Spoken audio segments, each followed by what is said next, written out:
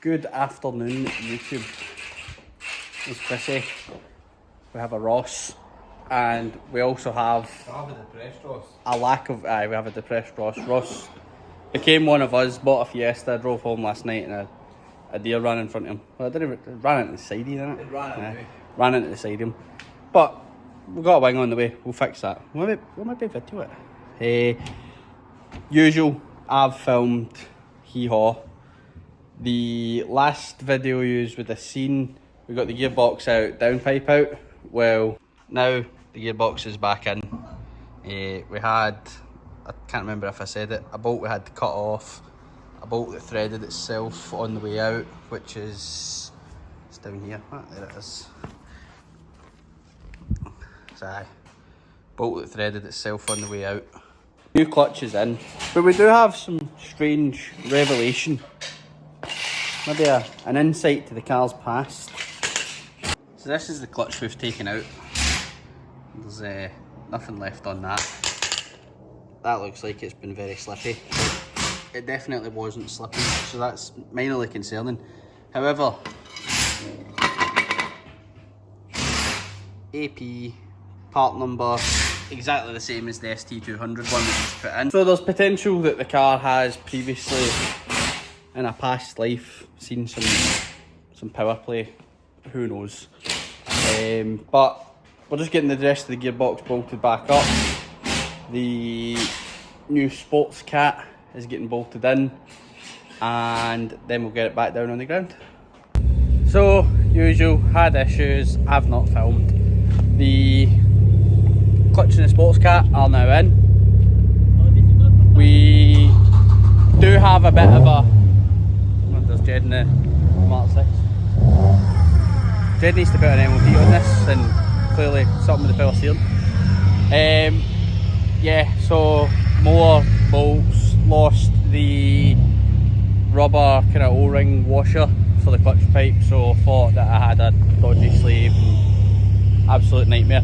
We still need to do the spark plugs and the fuel tappet, so that'll be the next part of the video. After that though, we are ready for mapping.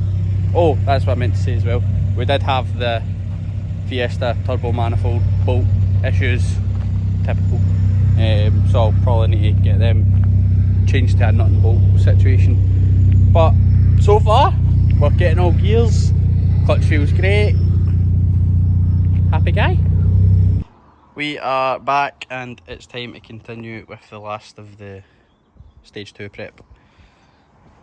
All we've got left to do, plugs and the fuel tappet. So unlike the rest of the shenanigans, I'll actually try and film the process. So first up, obviously this needs to come off.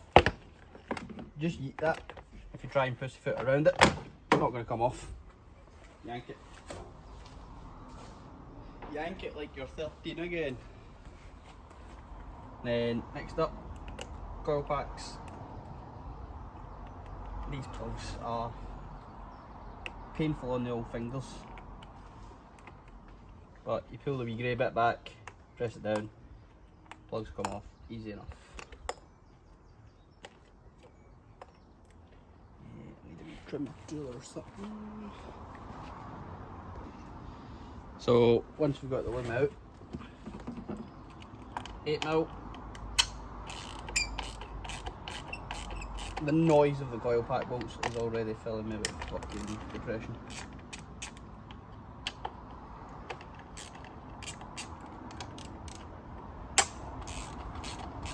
So you get 2 bolts on each coil pack.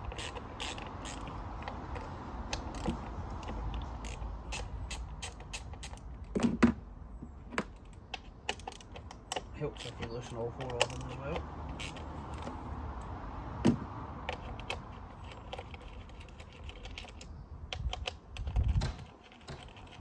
I won't make you sit through all that. Undo all the bolts, pull the coil pack out, keep them in order. You don't need to, but do it. So we've missed out on a couple of steps because typical Scotland, started it outside because it was nice and sunny. We now have rain. So if you're only doing plugs, you don't need to worry about any of this. This is purely because I'm doing the fuel bucket as well. bolts on the rocker cover. Here, 2 7s on top of there. You've got a kind of really long stud at the back of here that's a 10, and then you obviously need to undo the nut on your crossover pipe or standard crossover, whatever.